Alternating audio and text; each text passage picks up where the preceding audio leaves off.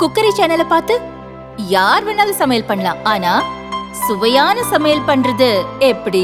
நான் இதயம் நல்லெண்ணெயில சமையல் பண்றேன். ஆஹா ஓஹோன்னு பாராட்டுறாங்க. நீங்களும் இதயம் நல்லெண்ணெயில சமையல் பண்ணுங்க, பாராட்ட வாங்குங்க. தினம் தோறும் வாங்குவே இதயம் இதயம்.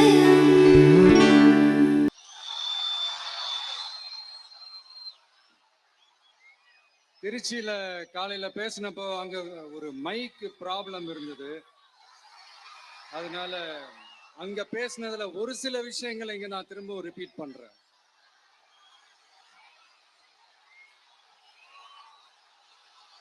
அந்த காலத்துல போருக்கு போறதுக்கு முன்னாடி போர்ல ஜெயிக்கிறதுக்காக குலதெய்வம் கோயிலுக்கு போய் சாமியை கும்பிட்டு தான் போருக்கு போவாங்களாம். அந்த மாதிரி அடுத்த வருஷம் நடக்க போற ஜனநாயக போருக்கு தயாராகிறதுக்கு முன்னாடி நம்ம மக்களை அதான் அங்க உங்க எல்லாரையும் பார்த்துட்டு போலான்னு வந்திருக்கிறேன். இங்க என்ன பார்க்க வந்திருக்கிற என்னுடைய அம்மாக்கள், அக்கா தங்கைகள், அண்ணன் தம்பிகள், நண்பர்கள், நண்பிகள், உங்க எல்லாரையும் பார்க்கும்போது மனசுக்குள்ள ஒன்னே ஒண்ணுதான் தோணுது. உங்களோட இந்த அன்புக்காக எவ்வளவு பெரிய உயரத்தையும் எவ்வளவு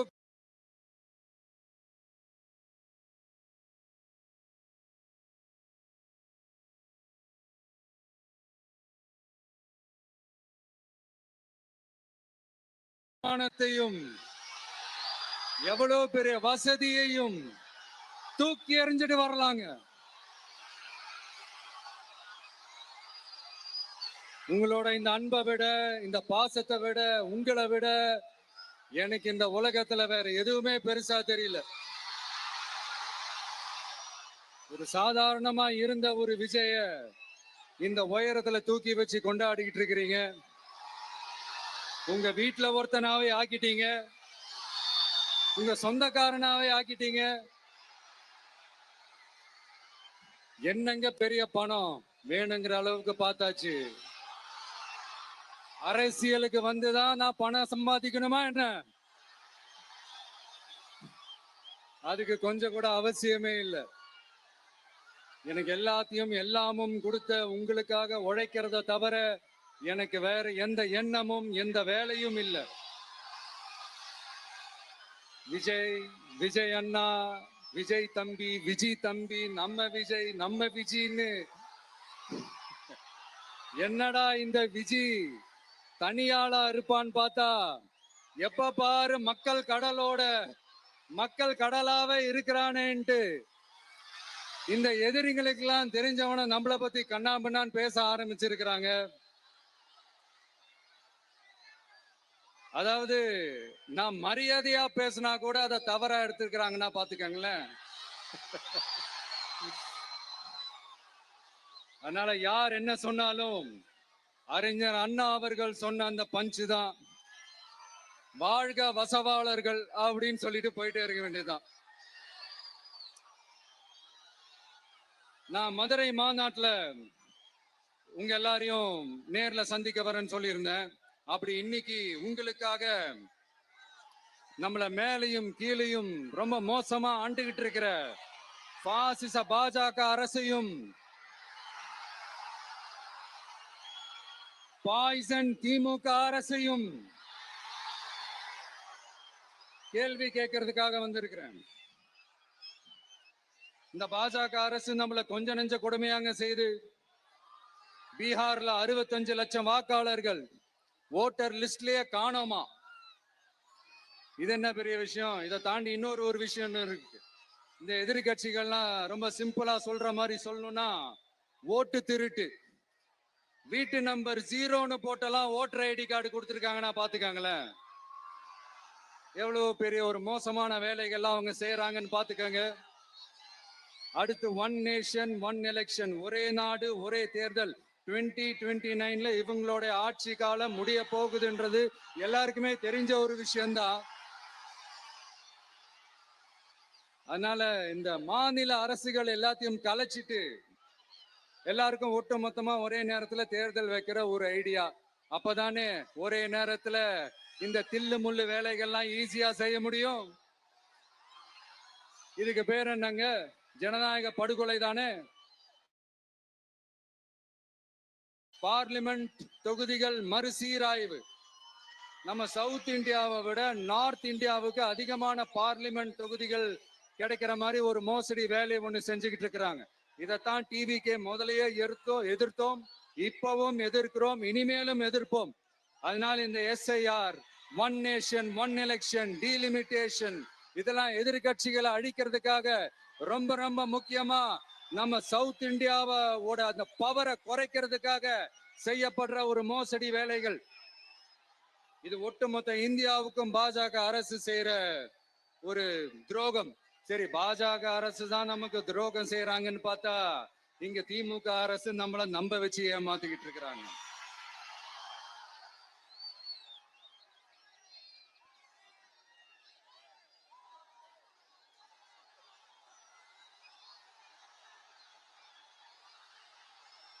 கிட்டத்தட்ட நானு நீங்க எல்லாருமா சேர்ந்துதான் இவங்க நல்லது செய்வாங்கன்னு நினைச்சு தேர்ந்தெடுத்தோம். ஆனா நீங்க பாத்தீங்கன்னா, thank you, I love you, thank you thank you thank you. நீங்க பாத்தீங்கன்னா ஒரு 505 தேர்தல் வாக்குறுதிகளை நமக்கு தமிழ்நாட்டு மக்களுக்கு கொடுத்தாங்க. அதுல எத்தனை வாக்குறுதிகளை இந்த திமுக கவர்மெண்ட் நிறைவேற்றிருக்கு? முக்காவாசி வாக்குறுதிகளை கூட நிறைவேற்றாம எல்லாத்தையும் நிறைவேற்றிட்டோம்னு இப்படி கொஞ்சம் கூட மனசாட்சியே இல்லாம இப்படி கதை விடுறீங்களே மைடியர். வேணாம் வேணாம் வேணாம் வேணாம். உங்களுக்கு தான் ஆசையா பாசமா கூப்பிட்டா பிடிக்க மாட்டேங்குது. இப்படி கதை விடுறீங்களே மைடியர் சிஎம் சார்.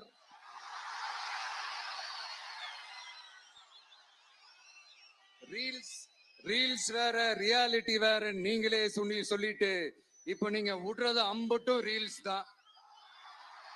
அதுல எல்லாம் பாதியில அருந்தும் போயிடுச்சு. அப்படி அருந்து போன ரீல்ஸ் எல்லாம் கொஞ்சம் என்னன்னு பாப்போமா? கேஸ் சிலிண்டருக்கு மானியமா 100 ரூபாய் தரேன்னு சொன்னீங்களே, தந்தீங்களா?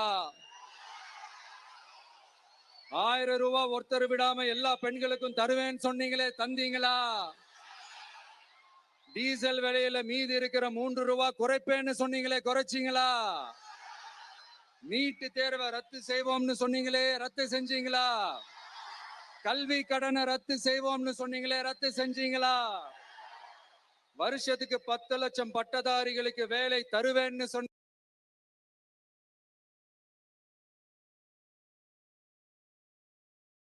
மாசத்துவிழா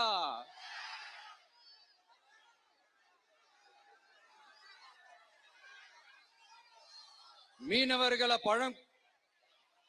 ஏன்பா மீனவர்களை பழங்குடியின பட்டியல சேர்ப்போம்னு சொன்னீங்களே, சேர்த்தீங்களா? மீனவர்களுக்கு 2 லட்சம் வீடுகள் கட்டித்தரப்படும் சொன்னீங்களே, கட்டி தந்தீங்களா? அனைத்து மீனவ கிராமங்களிலும் மீன் உலர்த்தும் தளம் அமைக்கப்படும் சொன்னீங்களே, அமைச்சு கொடுத்தீங்களா? நெசவாளர்களுக்கு கூட்டுறவு சங்கத்துல கொடுக்கிற கடனுக்கு வட்டி 12% இருந்து 8% குறைக்கப்படும் சொன்னீங்களே, குறைச்சிங்களா? ஆட்டோ ஓட்டுறவங்களுக்கு சொந்த ஆட்டோ வாங்க 10,000 மானியம் வழங்குவோம்னு சொன்னீங்களே, வழங்குனீங்களா? அரசு ஊழியர்கள் ஆசிரியர்களுக்கு ஓல்டு பென்ஷன் ஸ்கீம் கொண்டு வருவேன்னு சொன்னீங்களே, கொண்டு வந்தீங்களா? பகுதி நேர ஆசிரியர்களுக்கு பணி நிரந்தரம்னு சொன்னீங்களே, செஞ்சீங்களா? சத்துணவு மற்றும் அங்கன்வாடி பணியாளர்களுக்கு அரசு பணி உறுதின்னு சொன்னீங்களே, செஞ்சீங்களா? முதியோர் உதவித்தொகை 1500 ரூபாய் தருவேன்னு சொன்னீங்களே, தந்தீங்களா? தமிழகத்தில் இருக்கும் வேலை வாய்ப்புகள்ல 75% தமிழர்களுக்கு சொன்னீங்களே, தந்தீங்களா?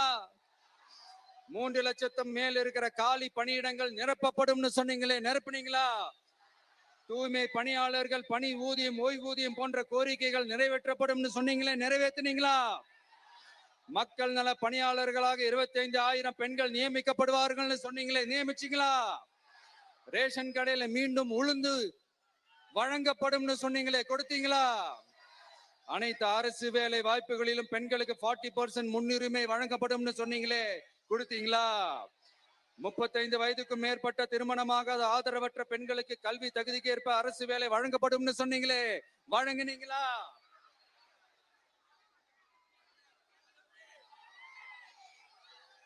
வகுப்பு வாரியத்தின் கோரிக்கைகள் பரிசீலிக்கப்பட்டு மேற்கொள்ளப்படும் சொன்னீங்களே, செஞ்சீங்களா? அரசு வீட்டு வசதி மற்றும் குடிசை மாற்று வாரிய வீடுகளில் மாற்றுத்திறனாளிக்கு ஒதுக்கீடு செய்யப்படும் சொன்னீங்களே, செஞ்சீங்களா? இலங்கை தமிழர்களை காப்பாற்ற ஒரே சொன்னீங்களே, செஞ்சீங்களா? இப்படியே நம்ம கேள்வி கேட்டுக்கிட்டே இருக்க வேண்டியதுதான். இவங்க கிட்ட இருந்து எந்த பதிலும் வரப்போறது இல்ல. ஏன்னா இருந்தாதானே. அதனால நான் உங்களை கேக்குறேன், செய்வோம் செய்வோம் செய்வோம் செய்வோம்னு சொன்னாங்களே, செஞ்சாங்களா? சத்தமா சத்தமா? மை டியர், வேணாம் வேணாம் வேணாம். அப்படி கூப்பிட்டா, ஆசையா பாசமா கூப்பிட்டா அவங்களுக்கு பிடிக்க மாட்டேங்குது. அதனால கேக்குதா மை டியர் சிஎம் சார்? அவங்க பண்றது துரோகம்னா நீங்க பண்றது நம்பிக்கை மோசடி. இது ரெண்டுமே ஒண்ணுதான், ரெண்டுமே ஏமாத்து வேலைதான். இது ரெண்டுமே ஜனநாயக குற்றம் தான். இப்படி ஏமாத்துறதுல இவங்க ரெண்டு பேருமே ஒரே வகைரா தான்.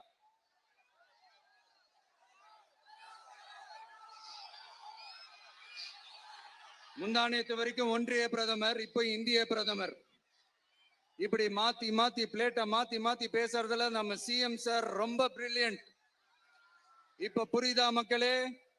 மறைமுக உறவுக்காரர்கள்னு நாம ஏன் சொல்றோம்னு?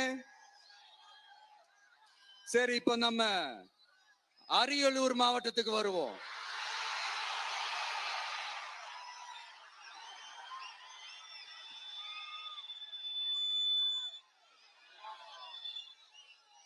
தமிழகத்தோட வறட்சியான மாவட்டங்கள முதல் வரிசையில காலங்காலமா இருக்கிற மாவட்டம் தான் நம்ம அரியலூர் மாவட்டம். சிமெண்ட் உற்பத்தியும் முந்திரி உற்பத்தியும் நடக்குது. பட்டாசு தொழிலும் கொஞ்சம் நடக்குது. ஆனா இங்க இருக்கிற இந்த தொழிலையாவது மேம்படுத்தலாம்னு இந்த கவர்மெண்ட் ஏதாவது யோசிக்குதான்னு கேட்டா ஜீரோ தான். சிமெண்ட் ஆலைகளால ஏற்படுற மாசுபாட்டுல இருந்து மக்களை பாதுகாக்க என்ன நடவடிக்கை எடுக்கப்பட்டிருக்குன்னு தெரியல. யுனெஸ்கோவோட உலக மரபு சின்னமாக அறிவிக்கப்பட்ட கங்கை கொண்ட சோழபுரம் கோயிலை முறையாக பராமரிக்கணும். ஜெயங்கொண்டத்தில் ராஜேந்திர சோழனுக்கு மணிமண்டபம் அமைக்கலையே ஏன்?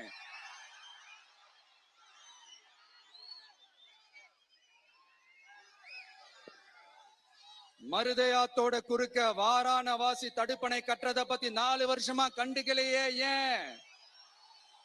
அரியலூர்ல இருந்து ஜெயங்கொண்டான் காட்டுமன்னார் கோயில் வழியாக சிதம்பரத்துக்கு ரயில்வே வழித்தடம் அமைக்கணும்ன்ற கோரிக்கை என்னாச்சுன்னு தெரியல. ஜெயங்கொண்டத்திலிருந்து கும்பகோணத்திற்கு ரயில்வே வழித்தடம் அமைக்கணும்ன்ற கோரிக்கை என்னாச்சுன்னு தெரியல. அரியலூர்னாலே முந்திரி உற்பத்தி தான் பிரதானம். அதனால முந்திரி தொழிற்சாலை அமைக்கணும்ன்ற கோரிக்கை என்னாச்சுன்னு தெரியல. இந்த மாவட்ட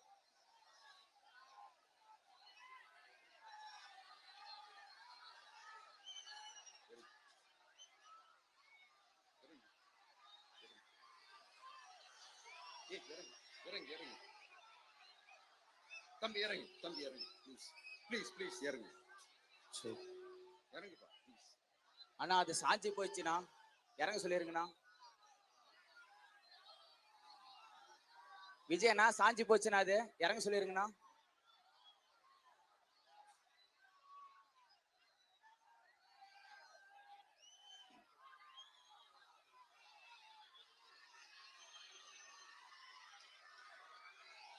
ஹலோ பிரதர் சார், அவரை இறங்க சொல்லுங்க ப்ளீஸ்.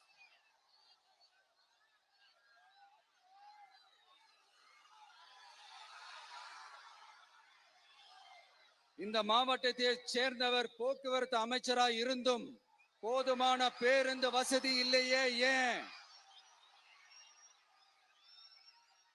என்னடா இவன் வந்ததுல இருந்து கேள்வியா கேக்குறான்.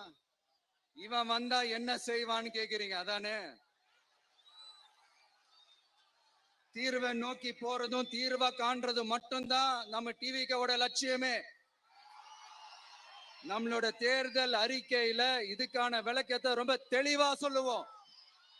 ஆனா அதுக்கு முன்னாடி அதை செய்வோம் இதை செய்வோம் இந்த பொய்யான வாக்குறுதிகள்லாம் எப்பவுமே கொடுக்க மாட்டோம்.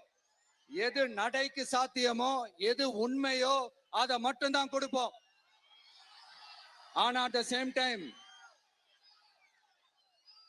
மருத்துவம், குடிநீர், ரேஷன், கல்வி, அடிப்படை சாலை வசதி, மின்சாரம், இந்த மாதிரி அடிப்படை விஷயங்கள்ல நோ காம்ப்ரமைஸ். பெண்கள் பாதுகாப்புல, சட்டம் ஒழுங்கு பாதுகாக்கிறதுல நோ காம்ப்ரமைஸ். சிம்பிளா நம்மளுடைய விஷன் என்னன்னு சொல்லணும்னா, ஏழ்மை வறுமை இல்லாத தமிழகம், குடும்ப ஆதிக்கம் இல்லாத தமிழகம், ஊழல் இல்லாத தமிழகம், உண்மையான மக்களாட்சி, மக்களாட்சி. கான்பிடண்டா இருங்க, நல்லதே நடக்கும், வெற்றி நிச்சயம். மீண்டும் சந்திக்கும் வரை நன்றி, வணக்கம்.